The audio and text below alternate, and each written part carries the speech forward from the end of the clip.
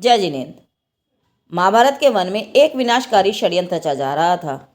दुर्योधन की दुष्ट भावना ने पांडवों के जीवन को संकट में डाल दिया, परंतु जब अधर्म का अंधकार गहरा होने लगा तभी धर्म का प्रकाश लेकर युधिष्ठिर खड़े हुए। आज सुनिए करनी का फल, एक ऐसी कथा जहाँ धर्म की शक्ति हर अनिष्ट को पलट देती है।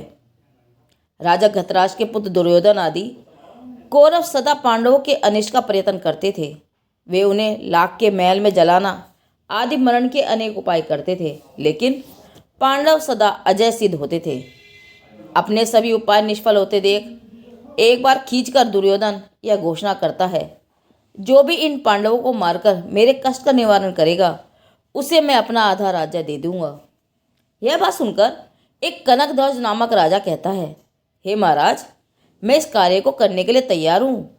मैं विश्वास दिलाता हूँ, आज से 7वें दिन मैं पांडवों के काल के गाल में भेज दूंगा।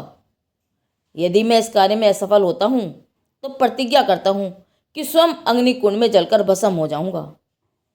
ऐसी प्रतिज्ञा कर वह दुष्ट बुद्धि वहाँ से चल दिया और वन में जहाँ ऋषियों का एक आश्रम था वहाँ पहुँचा और होम मंत्र आदि से कर्त्या विद्या को सिद्ध करने लगा। इस बात का पता नारद जी को लगता है तो वे वन में उसी समय पांडवों के पास आए और उनसे कहते हैं, देखो, तुमको मारने के लिए कनकध्वज राजा कर्त्या विद्या सिद्ध कर रहा है, इसलिए तुम सावधान हो जाओ। नारद जी की यह बात सुनकर पवित्र बुद्धि धर्मात्मा युधिष्ठिर अपनी समस्त इच्छाओं को विषय भोगों से हटाकर धर्म ध्यान में तल्लीन हो जाते हैं। वे मेरुवत निश्चल खड़े हो नासा दृष्टि करके आत्मा का ध्यान मनन चिंतन करने लगते हैं तथा अपने भाइयों को भी कहते हैं, तुम सब भी धर्म ध्यान में अपना मन लगाओ। यह धर्म यह लोक और परलोक में जीवों को सुख देने वाला है। इस धर्म संस्कार के प्रसाद से समस्त अमंगल भी नष्ट हो जाते हैं और नए मंगल होते रहते हैं। धर्म के प्रभाव से ही दुख सुख रूप परिणत हो जाता है। जिस प्रकार ग्रीष्म ऋतु की प्रखर किरणों के लगने से वृक्ष जल जाता है, अरे धर्म धारण से ही इंद्र का आसन कंपायमान हो जाता है। यह बात युधिष्ठिर जब अपने भाइयों से कह रहे थे उसी समय एक देव का आसन कंपायमान हो जाता है और वह अवधि ज्ञान के बल से यह जान लेता है कि पांडवों पर आकस्मिक विपत्ति आने वाली है। यह जानकर वह देव तुरंत ही वहाँ आता है और संकल्प करता है कि पांडवों की इस विपत्ति के समय अवश्य रक्षा करूँगा। यद्यपि वह देव जानता है कि मैं यदि पांडवों से उनकी सहायता करने की बात कहूँगा तो वे उसकी सहायता लेने से इनकार कर देंगे। अतः वह प्रकट होकर परंतु युक्ति बनाकर उन्हें कहता है, तुम लोग मेरे स्थान पर क्यों ठहरे हो? क्या तुम मेरा बल नहीं जानते हो? मेरे सामने कोई भी योद्धा एक क्षण भी नहीं ठहर सकता है। इस प्रकार कहकर उस पवित्र आत्मा ने सती द्रौपदी का हरण कर लिया। देव द्वारा द्रौपदी का हरण होता देख पांडव उस पर बहुत क्रोधित होते हैं और उसे पकड़ने के लिए नकुल सहदेव उसके पीछे दौड़ते हैं। दौड़ते दौड़ते वे दोनों निर्जन वन में पहुंच जाते हैं। वहां उनको बहुत तीव्र प्यास लगती है। अब वे जल की खोज में वन में इधर उधर घूमने लगते हैं।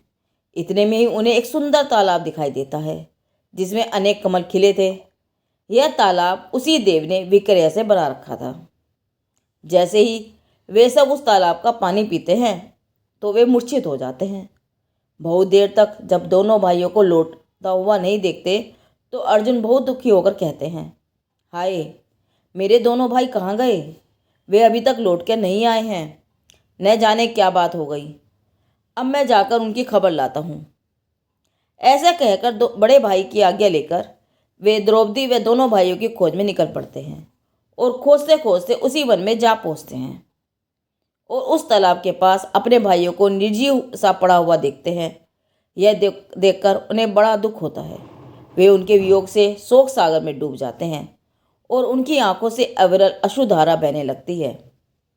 जब उनका हृदय जी भर रो लेने से कुछ शांत होता है तो वे क्रोध में आकर अपने धनुष गांडी को उठाकर गर्जना करते हुए बोलते हैं, जिस दुष्ट ने मेरे इन भाइयों को प्राण रहित किया है वे मेरे सामने आए। अर्जुन की यह गर्जना सुनकर धर्म बुद्धि देव कृत्रिम रूप से प्रसन्न होकर बोलता है, वीर पार्थ, तुम्हारे दोनों भ्राता मैंने ही मारे हैं, और तुमसे भी कहता हूँ, यदि तुम में भी ताकत हो तो मेरे कहे अनुसार इस तालाब का पानी पीकर दिखाओ, तो ही मैं समझूंगा तुम बलवान योद्धा हो। देव की यह बात सुनकर अर्जुन क्रोधित होकर उस तालाब का पानी पी लेते हैं, और पीते ही उन्हें भी मूर्छा आ जाती है। जिस प्रकार विष भरे जल को पीने से आदमी चक्कर खाकर गिर पड़ता है, वैसे ही अर्जुन भी जमीन पर गिर पड़ते हैं। उधर बहुत समय बीतने पर भी अर्जुन वापस नहीं आते हैं, तो क्रमशः भीम व युधिष्ठिर भी उन्हें खोजने के लिए वन में जाते हैं। वहाँ वह देव उन्हें भी युक्तिपूर्वक तालाब का पानी पीने को कहता है, और वे भी पानी पीकर मूर्छित हो जाते हैं। इधर कनक ध्वज को मंत्र साधने से 7वें दिन कर्तव्य विद्या सिद्ध हो जाती है, और प्रकट होकर आज्ञा मांगती है, हे स्वामी, मुझे काम बताओ। कनक ध्वज उससे कहते हैं, यदि तुझमें अतुल्य शक्ति है तो तुम 5 पांडवों को मारकर मेरी अभिलाषा पूर्ण करो। आदेश को सुनकर वह कर्त्या क्रोधयुक्त होकर वहां झटपट पहुंच जाती है, जहां 5 पांडव पहले से ही मृतवत पड़े थे।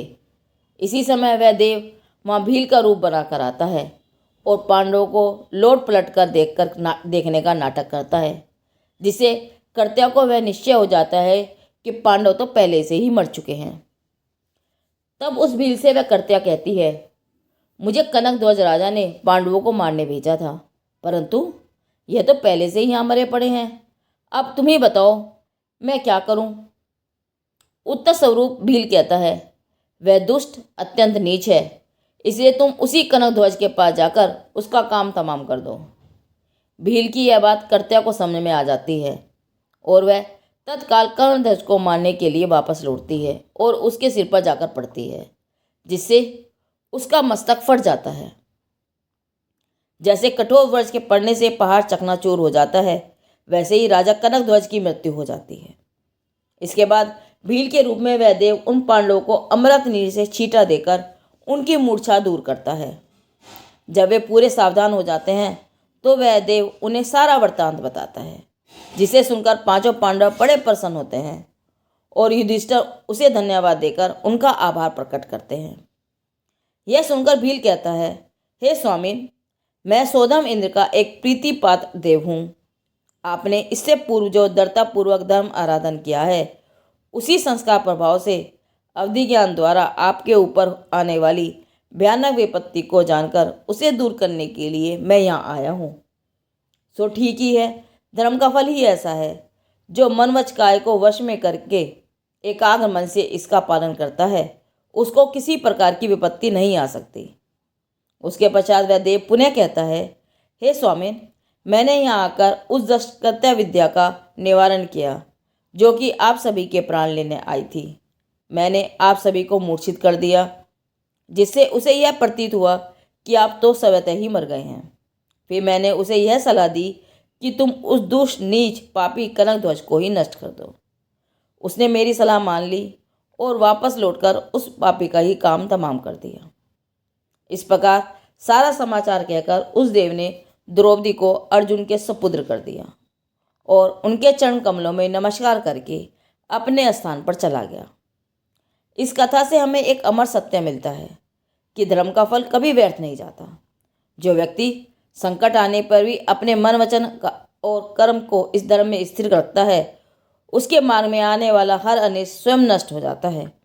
कनक ध्वज की तरह जो दूसरों के लिए षड्यंत्र रचता है, अतः वही अपने कर्मों का शिकार होता है। परंतु पांडवों की तरह जो धर्म पर अडिग रहते हैं, उनकी रक्षा देव स्वयं करते हैं। अतः जीवन में संकट कितना भी बड़ा क्यों ना हो, धर्म, सत्य और सदाचार ही हमारी सबसे बड़ी शक्ति है।